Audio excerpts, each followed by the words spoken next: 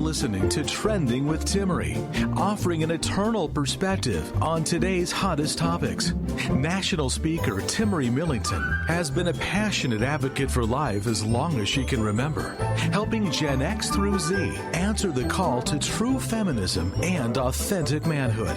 Timmerie holds a master's degree in biblical theology, and she covers this week's hottest stories from a Catholic worldview. You're listening to Trending with Timmerie.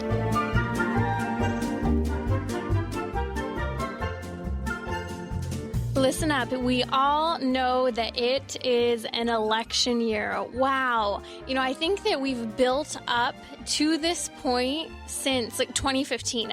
Before we had even had our most current president elected, there was already controversy and people were already gearing up, ready to go. And here we are. The question is, did you guys make it to the polls? If maybe you were there for Super Tuesday before, now we still have more people continuing to vote. And the great question is not only who will our next president be and a number of other representatives across the country, but also the question is, who will you vote for? What party will you stand with? We as Catholics hold a nonpartisan approach. We do not endorse, of course, any candidate or, in fact, any party. And sometimes that's a little hard for people to understand. However, we have to remember that first and foremost, we're Catholic voters. When people ask me the question of, when you are asked, who are you? My first response really is Catholic, because our Catholicism should really touch on every part of our life. And I'll say this especially when I'm working with young people, because it's important for them to understand that your Catholic faith touches not just who you're friends with at school, who you hang out at youth group, how you pray at church. It impacts your sex life and the decisions you make about your sexuality. It impacts, in fact, it should impact what we eat and how we spend our money, and yes, even who we vote for. I know the two topics of who we vote for and what we decide to do with our bodies, both with food and sexuality, can be somewhat controversial, but these also cross over into the Catholic Church's teaching on just how we live our lives. And, sometimes people don't realize that the Catholic Church actually does have a lot to say about voting, about pointing to us individuals as being responsible for what happens in our nation by actually participating in the country's voting and really to be patriotic. It's actually very Catholic to be patriotic, yet for some reason we forget that. If you're just joining us, you're listening to Trending with Timmerie. A little later on, we'll be talking with Sister Helena Burns. Sister Helena Burns is someone who I have followed for a number of years now. She is quite the tweeting sister. In fact, she is known as one of those kind of recovering feminists, as she calls herself, has a really neat story. So we'll be talking with her a little later on today on the show, both about understanding kind of this balance between getting along with one another, the complementarity between men and women, and how, because she's really dived deep into theology of the body, how that actually reminds us that we're supposed to have this complementarity between us and God, which is exactly what we're also talking about right now as we approach the topic of voting. So there was this piece that I was sent earlier this week, and it continues to be a question. And the question's this: has the Democrat Party ignored Catholic voters? And if they have, are they basically shooting themselves in the foot? Have they made a bad decision? I think that when we talk about Catholic voting, of course, as always, the specific issues such as hot button issues of abortion and others come up very quickly. And it was interesting because one of the pieces I was reading from American Magazine, excellent piece written by Father Thomas Reese, and he was asking the question, maybe perhaps Democrats are avoiding bringing up specifically Catholicism because it would cut into some of their voter base. For example, those who are what we would call radically feminists, very in favor of abortion with, no restrictions placed on it, in favor of things such as LGBTQ issues, saying things like there are no differences between men and women. And usually, and Father actually mentioned this in the article there at the American American magazine that teachers' unions are also in that grouping that actually opposes Catholic worldviews. Now, I'm coming from Southern California. We've seen, unfortunately, in our school districts in Southern California, there's been a huge push both by the teachers' unions and really accepted by the teachers to accept ideologies that are contrary to the Catholic Church's teaching surrounding sexuality. And what's ultimately at stake is that it's putting children at risk. We're over-sexualizing children, and so there's this debate between your common person who wants to protect their child and the teachers' union who are bringing in people to literally train young people as young as age 5, kindergartners, you guys, to be so aware of their sexuality, but not just aware of their sexuality, to experiment with it and to say that there's no difference between little girls and little boys. And so when we talk about, has the Democrat Party ignored Catholic voters, I think the Democrat Party, unfortunately, has lost sight of important issues that are relevant to families and therefore which are very relevant to Catholics. And again, I use California as an example, but we're not alone in California. I know many of you warriors out in the other states are doing everything you can to try and protect the young minds from being exposed to radical ideologies that are too mature and that are too confusing for them, because they're just that. They're ideologies that pass away with the time. They're not eternal truths. And that's why my challenge to you is to really remember that we as Catholics are called to vote as Catholics, that there is such a thing as truth. We're called to be consistent with our character and not just follow the signs of the times in terms of who and what we vote for. Think of that. And I think that sometimes we get so wrapped up in pop culture and who's talking about what and what's popular and trendy and who's got the best rhetoric. And we forget that values still matter. And we can't just think, well, I like the way this person talks, therefore, I think that there's going to be, a good outcome down the road. I think that that person's a nice guy or could make great decisions. All of these topics really matter.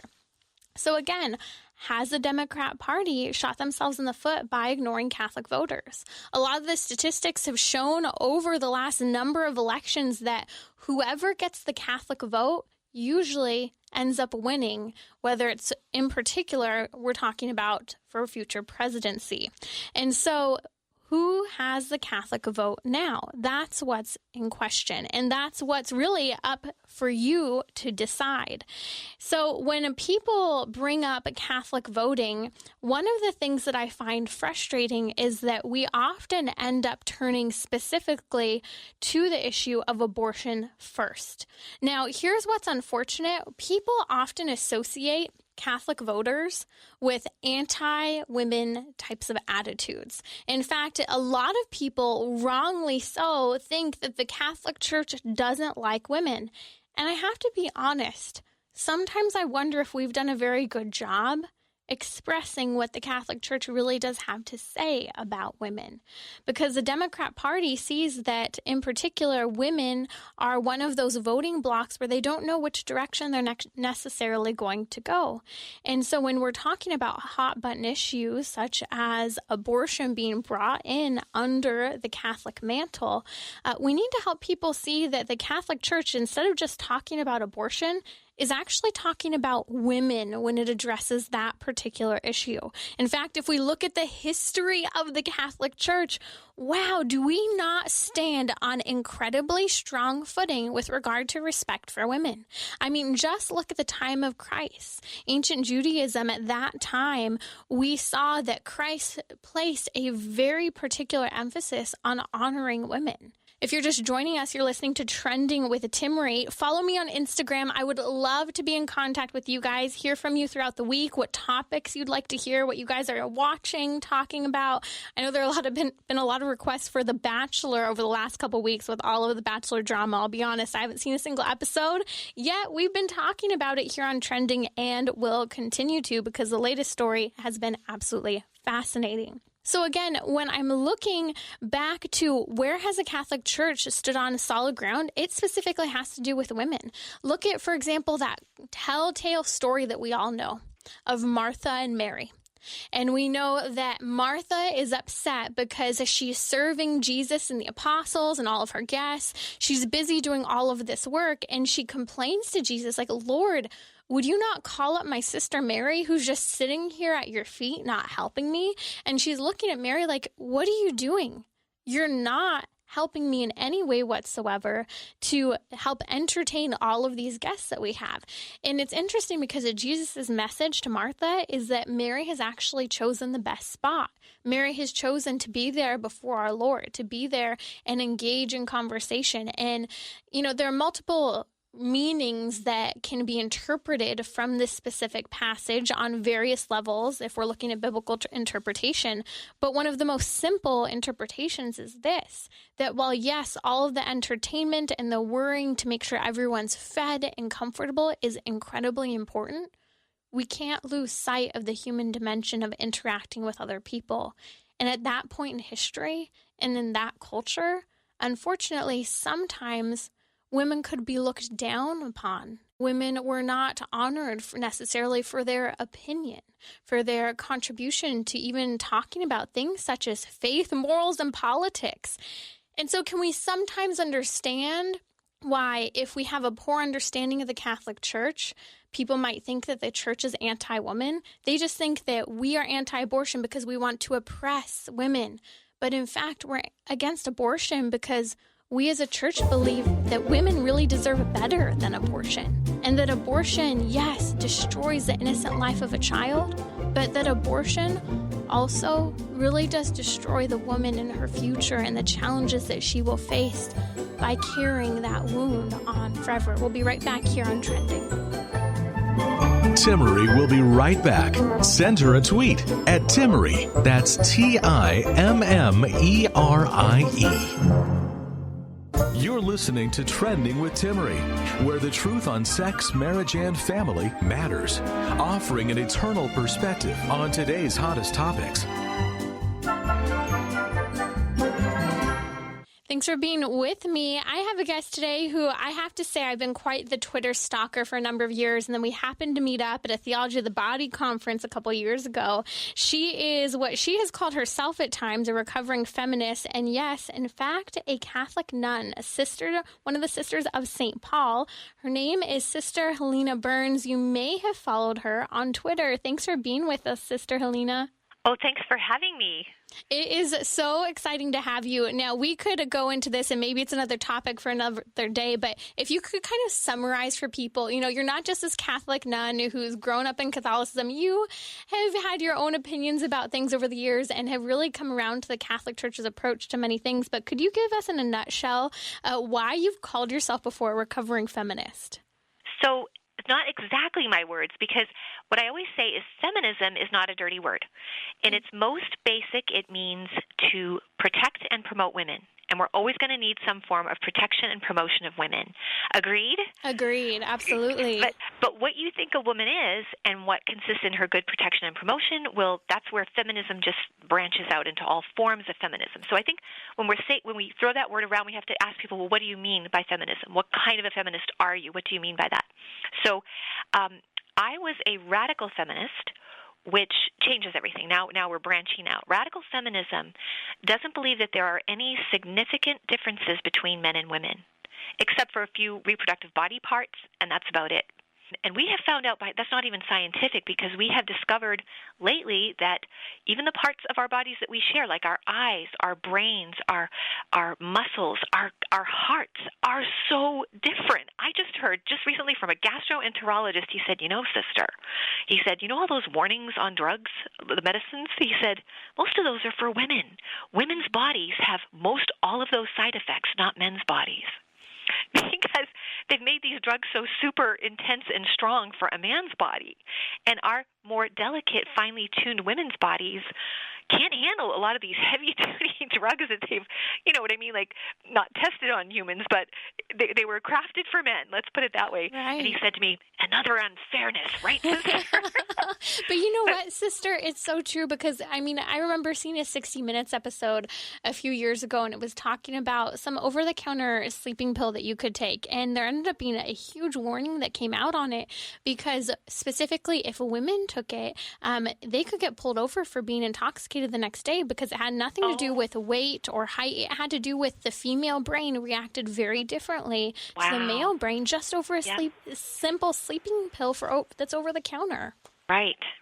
And so all my life, I mean, I grew up very secular. I was in a Catholic home, dragged to Mass every Sunday, hated it, had to go to CCD, went to public school, and was planning to leave the church as soon as I possibly could. My parents were very vigilant, kind of strict parents, good parents, but, I was like the child who, you're living under my roof, you're going to abide by my rules type of thing. So I was waiting to bust out, when I got a little older. But I was drinking in the culture of the time, which was quite a while ago, but it was very feminist, and I just believe women can do anything. And kind of with being very unrealistic, like I said to myself, I could be a firefighter if I wanted to. And I'm like, I can't even lift a 10-pound dumbbell in my it's like if a woman can do the job, fine, let her do the job. But can she carry a male adult out of a burning building? If she has that kind of strength, go for it. Do it, But so we shouldn't lower standards of jobs just so a woman can live her dream. Safety first. You know what I mean? Mm-hmm. If a woman can do the job, go for it. And vice versa. If a man can do the job that's a typically woman's job, go for it. Do it. It's all about skills and qualifications, right? So I wasn't totally living in reality, and I was very I have to say I didn't really like my body either. I didn't like being a woman. I thought that the fact that we had to bear children was a burden, How come men get to have their fun and we get stuck being pregnant and mourning sickness and the pain and peril of childbirth? It just seemed like a real imbalance. And so, as many women do today, we try to turn our bodies into men's bodies. Now, I don't mean transgender or anything like that because that wasn't even a thing when I was growing up. But the idea of I'm going to make my body act like a man's body. I'm going to take birth control so I can have sex and not get pregnant like men do. I'm going to aspire to be just like a man, think like a man, problem solve like a man, do what men do, talk like men talk, imitate men, basically. So even when a feminist would say something like, a radical feminist would say, I can be as good as a man. What? That is a false admission of inferiority. You just said you're not as good as a man, but you're going to try to be as good as a man or like a man or imitate a man. Why the heck would you want to? You're not a man. You're a woman. Do you hear men going around saying, I can be a good woman? I can be a good... It depends on where you're at, sister. So it's kind of like waking up to your and as the ancients said, the philosophers said, happiness lies in living in accord with our nature and fulfilling our nature. Because we didn't create ourselves. We are all created. Everything in creation has been created with a design, etc. And fulfilling that design, that purpose, that nature inside of us makes us happy. If we are constantly fighting that nature and we're self-loathing, we kind of despise ourselves, who we are, we will never have peace. And I was not at peace. I was kind of an angry feminist, and that persisted even after I entered the convent. I met Jesus in the Blessed Sacrament, so that's why I became a nun. But I didn't know my faith. I was very poorly catechized, and I still had this internal radical feminist structure because I didn't have anything else. I wasn't some good little Christian Catholic girl who believed all that stuff and then chucked it for the radical feminist. I was a radical feminist from my earliest years. And I brought that internal structure with me into the convent, but I was still searching. I knew I hadn't found it. And cut to the chase, 2006, I discovered Theology of the Body, and everything fell into place. And I realized that it's our design, that our body is actually speaking to us. It's not inconsequential. It is me. My body is me. My soul is me. I am one person, body and soul, and they work in beautiful harmony together. And all I have to do is live it, accept the gift that I am, and live it. Mm-hmm. And really appreciate women. Yeah, and what a contrast, Sister Helena, to, this kind of loud and proud type of attitude of radical feminism. I get what they're saying, but unfortunately, they just kind of get this little point wrong in terms of accepting who they are versus rejecting it, which is what radical feminism really touches on. You're listening to Trending with Timmerie. That is Sister Helena Burns. You can find her on Twitter. I'll go ahead and link to her as well on my Twitter at Timmerie, Timmerie, or you can find her as well at SR Helena Burns. Again, I'll link to her on my Twitter. That way you can follow the Theology of the Body tweeting sister. Sister, I want to get your thoughts on an idea here because the Theology of the Body is so close to you, your vocation, what you're passionate about. We forget sometimes, we reduce sometimes Theology of the Body to our sexuality, which is nothing that you have done and what you've been talking about. But unfortunately, people think like, oh, that's the church's teaching on sex. But in reality, it has to do with who we are as human beings, how we interact with one another, and in fact, how we interact with God. And so as we're in the middle of Lent, I keep thinking about this theme of how we're all called to what's called contemplative prayer, which you live as a religious sister, where you're in a state of prayer throughout the day, or striving to be, right? And what that looks like. And people confuse it with thinking, it's praying a bunch of Our Fathers and Hail Marys throughout the day. But we're actually talking about an idea of being amiable, willing, open to God and to others throughout the day. And I think that that's where I find this crossover. There's this complementarity between men and women. Our bodies physically fit together. It's a sign of how we're supposed to interact in the culture. But what I want to dive into is how that same complementarity is also only possible through a contemplative prayer life that's open to God and to others. What are your thoughts on that? Wow, that's a lot. Yeah, no, it's true. And I just want to say one little thing. When I talk about our nature as men or women, or a flower has a nature, a tree has a nature, and a possum has a nature, it's not a stereotype. You know what I'm saying? Like, we don't have to bow down to some cultural norm that may be twisted up or actually, thinking little of women or something like that. We don't have to fall into that. It's, again, just being who you are. And what I love to say is that it's an incarnation. So every woman is going to be a different incarnation of what a woman is. Every woman is absolutely unique. There's not one way to be a woman or one good way to aspire to. Like, we should all be frou-frou, and our voices should be very delicate, and we should – no, it's like, no, because not every woman is like that. So don't try to buy into stereotypes. And I've heard that some of the kids that think they have to transition and become transgender just feel like they don't fit a stereotype of a girl or a boy or a man or a woman, and they think, well, maybe I'll be better trying the other sex, or gender nonconforming or whatever. So it's not about stereotypes. If we look to science, we can get a lot of understanding. Science is all it does is take a look at how God made everything and how it works best. How amazing God made everything. We keep delving into that, and then how it works best. So a seminarian asked me one time, he said, so how do we know what like a bad cultural stereotype would be and what something healthy would be? And I said, the body. It starts with the body, with what we can see, and then it flows from there. So our body tells us a lot about who we are and what we can't see, our spirit, right? So women's bodies are receptive. Men's bodies, they're the protagonist in the sexual act, right? So that has a lot to do about how men think, how women think and feel, etc., right? So, and receptivity is not passivity. It's because a woman receives in a giving way, because it's an exchange of love, and a man gives in a receiving way. Otherwise, it's just one way, communication, one-way love. So, but, if you just talk to men, I think women need to talk to men need to talk to women if they want to understand each other. Right. And sister, I'm going to interrupt you for just a second because I want to dive a little bit deeper into this topic and enter into the area of prayer as well. So we'll be right back here on Trending with Timmerie with Sister Helena Burns. You can find her on Twitter at SR Helena Burns. You can listen to more of Trending via the podcast on iTunes or the iHeartRadio app, where you can share your favorite episodes. You're listening to Trending with Timmerie. I'm here with Sister Helena Burns, one of the Sisters of St. Paul. I was talking earlier about how one of the first times I heard her, she was talking about how she used to be that radical feminist. And before she discovered theology of the body, her mindset surrounding men and women and how women engage in the culture had completely changed. And she referred to herself as kind of recovering from that type of mindset.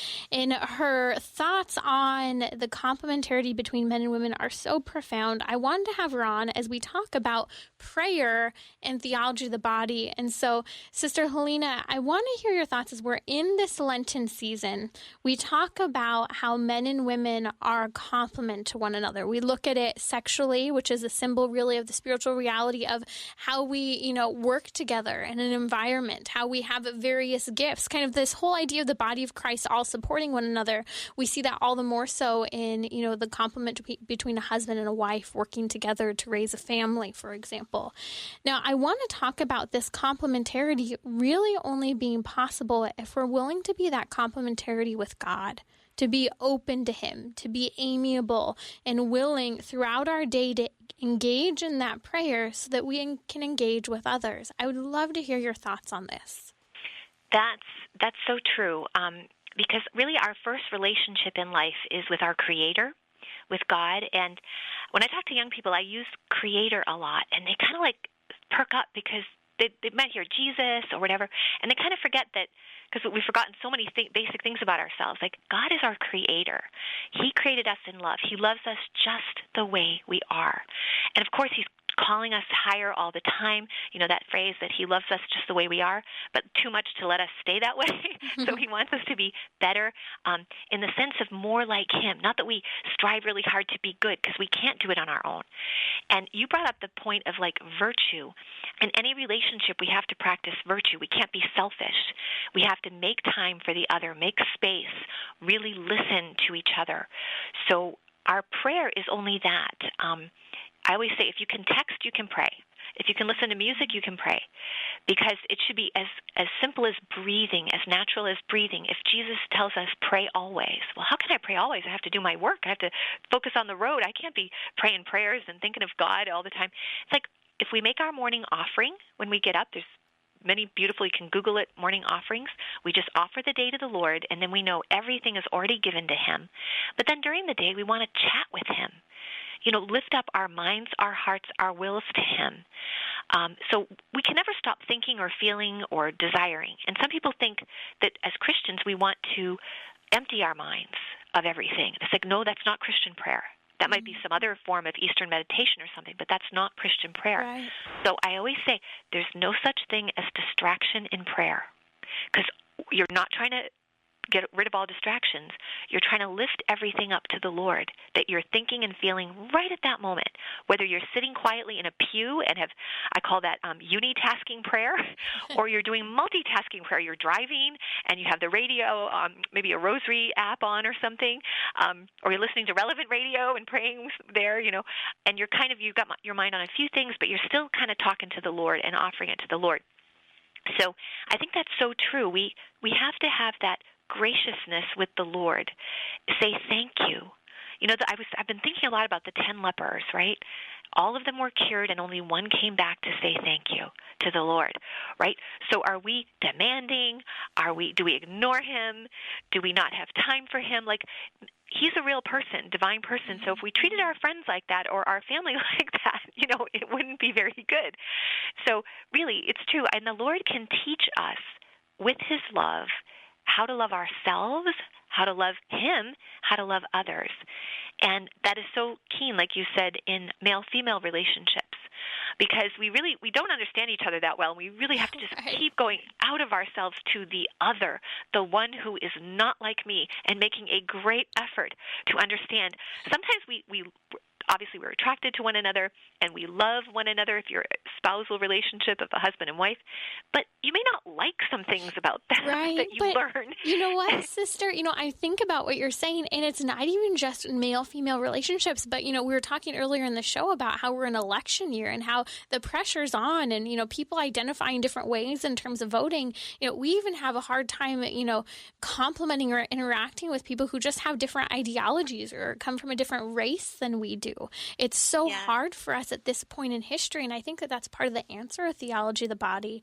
But more importantly, the answer to if we are open to God, whether we are, engaging in that prayer at Mass or in the Rosary, or even just in the culture and lifting up those desires or the struggles or the frustrations or even, the work we're doing right before us, no matter what it is, we need to work on that openness to the other person through that prayer. Right. And as it says in Theology of the Body, all differences are a call to communion. All human differences are a call to communion, not to competition, not to fighting, not to putting somebody down and making myself superior. And that doesn't, like you said, doesn't just go for male-female relationships, but imagine that would be race relations, international peace. I am called to communion with others as much as is possible and as much as they are willing to do that. So we put our differences together, our weaknesses, our strengths. That's part of what loving our neighbor means, and loving our enemy as well. So I was stationed in Canada for a while, and those kids that identify as trans in Alberta were actually transferring to the Catholic schools because they felt safer there. Isn't that an interesting phenomenon that people just are not listening to? They are more safe, more comfortable, and more respected in a Catholic environment. And so I tell young people that, and they're shocked. I said, and I joke, I say, but we're the haters, right? We hate everybody, right? Christians are haters, and we're the problem, right? I said, why do you think they feel safer in a Catholic school? And they come to the idea that, well, in a public school, it's just a policy, don't bully. But why not? Maybe there's not a lot behind that. Just don't do it. And there's consequences. And I mean, kids are mean. People are mean everywhere you go. But in a Catholic school, at least it should be, we have a lot more than a policy. We don't want you bullied for any reason. And not only does our God tell us we have to love everyone, not only that, we love you and we see Christ in you. Mm-hmm. So you are we have to treat you like we treat God. That's what we're actually called to. Love one another as I have loved you. So that's the heart of theology of the body, well, that communion. Yes, and you look at that, and that is just the perfect example, because the Catholic Church, our whole religion, is founded under this attitude of there's true freedom in terms of who we are and how we interact with the world. And even if we disagree, that requires respect for others, respect for allowing others to have their opinions so that there can be dialogue. And I think that's sometimes what's interesting. Sometimes the only place we're finding dialogue in today's culture is in the Catholic Church. By the way, if you're just joining us, you're listening to Trending with Timmerie. You can listen here. We're on Relevant Radio. You can find us on Relevant Radio, or head over to radiotrending.com. So, sister, as we're talking about this internal dialogue with our Lord throughout the day, I almost wonder if we were engaging in that dialogue, if we were trying ideas up against him, throwing ideas at him, saying, okay, I'm thinking about this, Lord, I'm going to leave this in your hands. If maybe we were doing that throughout the day a little better, perhaps we would be a little bit better about hearing the ideas of other people, and rather than imposing our opinion on others, sharing our thoughts to start the conversation, bring others away, around to find truth ultimately. Sure. And like you said, in the Catholic Church, we are able to dialogue because we believe in truth, objective truth, not just subjective truth. And hopefully, we can fall into it too, just becoming ideologues, and sort of raising our voices, and we get so heated we can't get beyond, why can't this person understand that they're wrong, or whatever. But if you don't believe in objective truth, then you only believe in feelings, and then that's when it becomes very emotional and heated. So it's always, again, we have to love the person no matter what their ideas are. It goes back to the human person. And so that's why, like you said, theology of the body isn't just about sexuality. That's a big component of who we are as human beings. But it's really about the human person made in the image and likeness of God, body and soul. We're not just spiritual beings. We're corporal beings. And so God's idea was diversity. That's why we're all so different, So it wasn't the culture's idea to be yourself. God made each one of us so unique that he really does want us to be ourselves. But what I tell young people, I say is, so what is a more body positive message? You were born wrong and you need massive surgeries and to be on dangerous drugs for the rest of your life, or you're amazing just the way you are. You're amazing, and you can learn to love yourself. You can learn to love your whole self, which includes your body. And I think if we love ourselves and we see ourselves through God's eyes, we can then start to see others through God's eyes, even if they're vastly, vastly different than I am, and I disagree on almost everything with them. I still really and truly love them and treat them like I love them. Raising my voice and this and that doesn't really help. And sometimes it's not just a head trip. We think it's really a rational matter, but sometimes it's really a matter of the heart. People are hurting. We're all wounded. We're all in need of healing. And so maybe we grasp onto an idea, and that becomes our God, our false God, our idol, this idea, this way of thinking, even the political scene. We can get so into that. As important as it is, we still have to remember that there's the kingdom of God. There's another reality, too, that we're trying to bring to bear in the public square in a secular, pluralistic society. But that's never going to happen if we don't have love in our heart, and treat others with kindness and decency, and show them a difference. Show them that this is what it means to be a Christian. I don't just raise my voice like everyone else and try to pound my beliefs into you. And I think we learn that at the foot of Jesus, going to God in prayer and contemplation, as you said. We're coming right up on the next break. That's Sister Helena Burns. You can find her on Twitter at SR Helena Burns. You can also pull that up on my Twitter. We'll send a link out to her as well.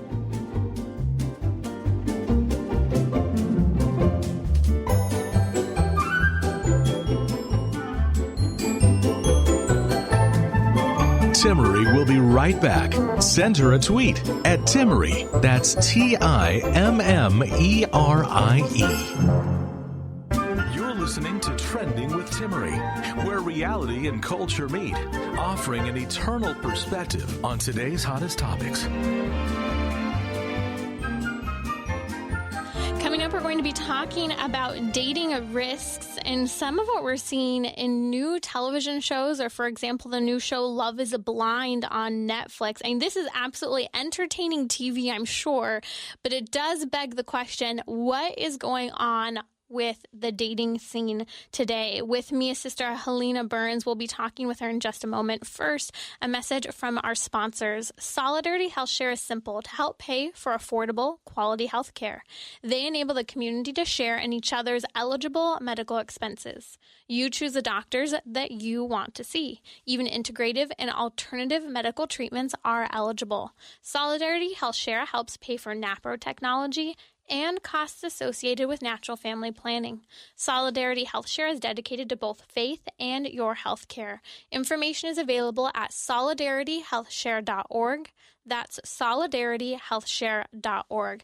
Sister, I'm looking at this new show called Love is Blind on Netflix. So basically the premise of it, there are about 30 contestants. They're split into two groups, male, female. And what happens is they do not get to meet each other face to face. The whole course of the show takes place over about 38 days. And let me tell you this, they meet each other basically kind of imagine the Catholic confessional and a guy's on one side and a woman's on the other. No priest here. They meet each other through like this wall where they hear each other's voices and they get to know each other. And then over the course of the week, they end up deciding at the end of the week if they want to propose to each other. And then after those first 7 to 10 days, then once they propose, they go on a vacation together.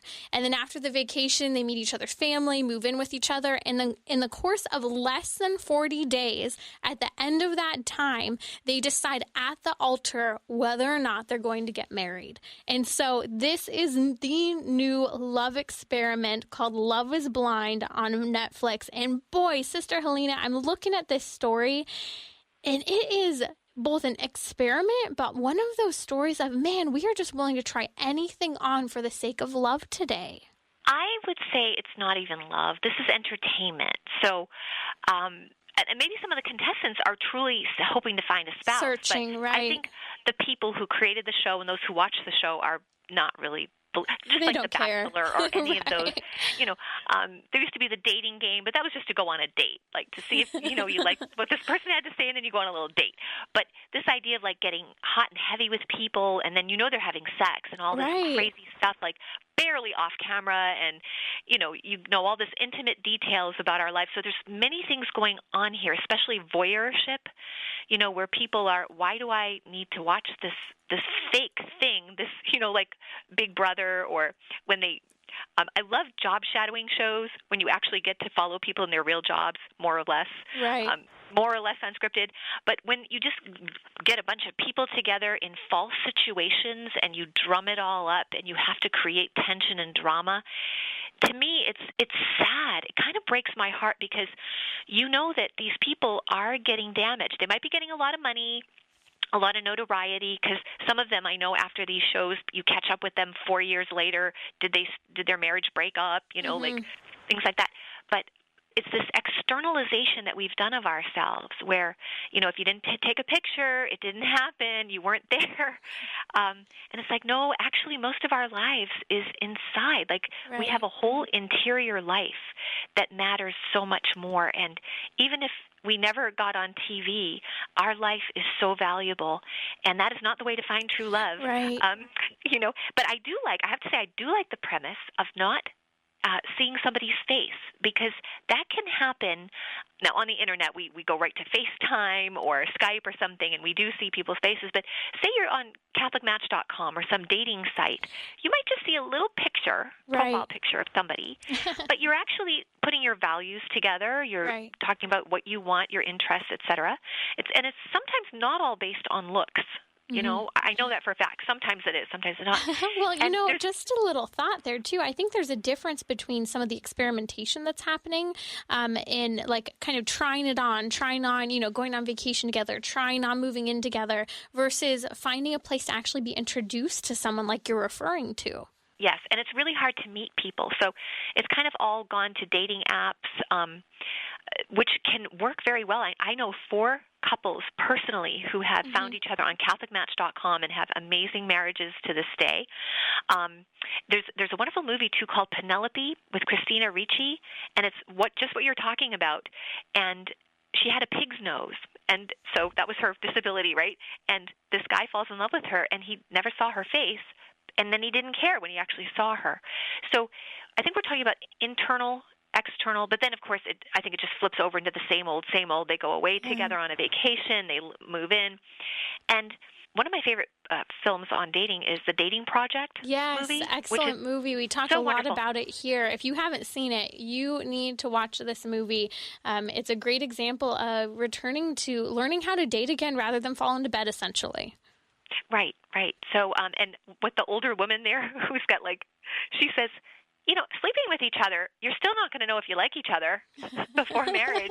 It's so more true. about that friendship. We don't know how to be friends anymore and get to know someone, because I think we've hollowed ourselves out. We don't think that we have an interior life. We don't think we have anything to share or give, so it becomes all about how I look and how I come across. And so I think people need to go back inside, and maybe they never got that even growing up.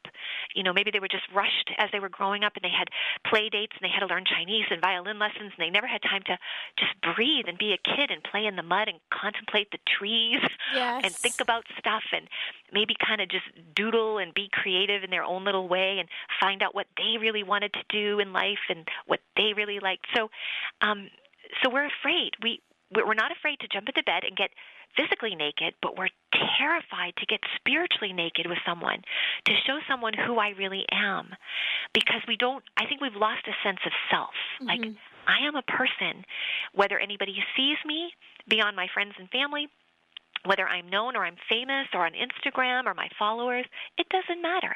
God knows me. The people, they say you can't have very many close acquaintances anyway. The number keeps going down. They thought it was 107. Now they think it's 50. Now they think it's 20 or something. People who really know you and are going to, care about you.